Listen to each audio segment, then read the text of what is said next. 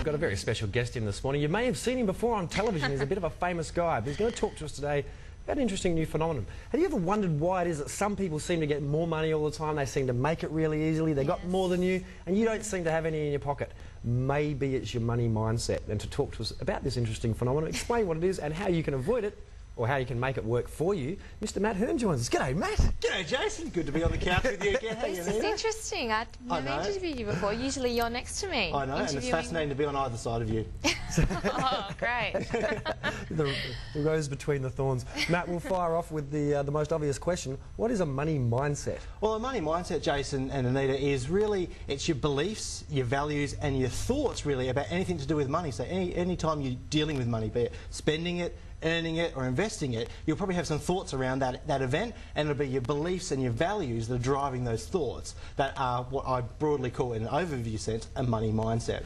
Okay. Now, a few weeks ago, I don't know if you saw the show, but we interviewed the Happy Seat, Josh from the Happy Seat group, and he spoke about using our minds to create massive wealth. Now, I've heard you say that our money mindset can actually rob us of our riches. So how is that so? Well, really both are totally true, in a sense, that the key ingredient to massive wealth, like Joss and Croz from the Happy Seat were talking about, is really in your mind and those thoughts and stuff. But such a grandiose sort of vision of massive wealth is very difficult for most people to really start with. So I sort of flip it back to our daily lives and those thoughts and patterns that we use about our money. So it could be when you're about to spend money that our money mindset will mean that you'll unnecessarily spend more than you need to, or something will cost you more, or something about your mindset will mean that you earn less than you need to. So it's in those daily decisions that your money mindset robs you of further riches. So how then, what sort of components of your money mindset can be altered on a daily basis in order, when you gave a couple of examples there about when you go to spend, but so give us a defined example how, if I was to change my money mindset, how would that affect Jason Weeks' day tomorrow? Well, a fantastic example that most people can actually relate to is that of the spending one that you just raised then. Now, if I said the word budget, does a chill go up and down your spine, or maybe your spine? It does for most people I come across, and that chilled up your spine is a really good example to you that that's something about your thoughts, values or beliefs that are, and your money mindset. So, because the reality is... So someone with a proper money mindset, when I say budget to you, mate, that's a good word. That's a fantastic word. Because the secret, the absolute fact is that to create great wealth, you need to have an organised financial house. Now, we generally know that have an organised financial house means spending less than you earn, knowing where your money goes.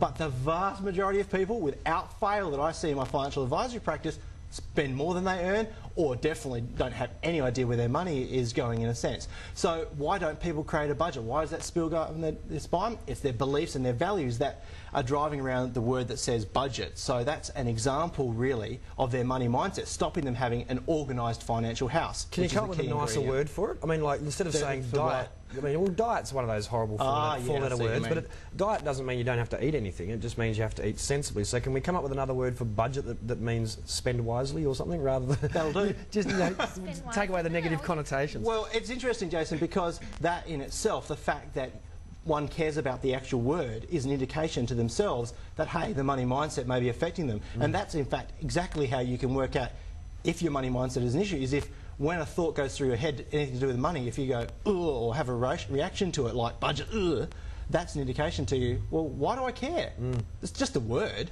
It's just a word that means spending. So what about investing in yourself then? Because a lot of people sort of tend to think it's too expensive to go and learn how to manage your money, but I guess the flip side of that would be it's a long-term investment. Bingo, and that's exactly right. Yet, because as well as spending less than you earn, one of the other great ways to create wealth is to earn a lot more than you normally do. And for most people, we are employees, so one way to create wealth is to get a higher salary. How do you get a higher salary? You have greater skills, greater knowledge, so therefore you add more value to your employer, and therefore they want to pay you more. But to get those greater skills and knowledge, you need to invest in yourself. Yet, funnily enough, when people get a flyer, for example, for a workshop or a course that they could do to increase their knowledge, first thing they look at is the price, and they go, ooh, that's expensive, and throw the flyer into the rubbish bin, without even considering the possible benefits to them and how those flow-on benefits could do. And can I share with you an absolutely fascinating little ironic example that makes me laugh around this particular one? Like, in a few weeks' time, I'm actually running a workshop on money mindset kind of thing, and the funny thing about this is that people look at the price and go, oh, that's expensive, and throw it in the bin, yet that workshop itself would help them get over that kind of stuff. So it's one of those things where people just don't invest in their own thing, especially even when it comes to learning about the thing that would help them. So it's a bit like Dr. Dingle sort of saying that, you know, companies will spend quite a bit of money to get him to go and speak about wellness and how to keep yourself happy and healthy. And some of the bigger corporations are finally starting to acknowledge that that investment in their staff will obviously lead to a happier workforce and long-term returns. Are you finding that within the constraints of obviously what you're doing outside of Wake Up, you know, teaching people how to handle their money and stuff with FINDRA, are you finding the response is better from small businesses, big businesses? Are they individuals? Are they executives? Who is actually grabbing the bull by the horns to go and make more money? And I'm going to guess up front that it's the people who've already got lots of money. No. No? Okay. Not necessarily.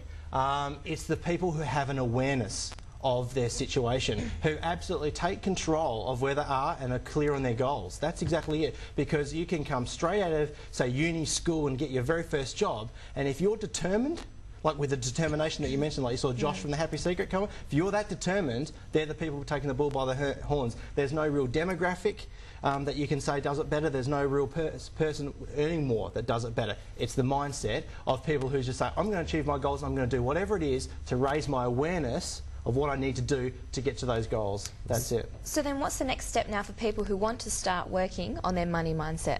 The very first step is that raising the awareness. Just like an alcoholic going to Alcoholics Anonymous first has to say, I have a problem, we first have to acknowledge that our mind is a powerful tool to creating wealth. So the very first thing is awareness that this is an issue. And then every time you're dealing with money, as I said before, spending, earning, investing, think, well, what was that thought? Listen to the thought that went through your head around that, write it down, and then challenge yourself by saying, is that thought serving me, or is it perhaps holding me back from achieving my goals? That's the thing. And if you want to accelerate your learning in this particular process, go and get professional help, books, courses, workshops. That's the best way to get your money mindset a lot quicker.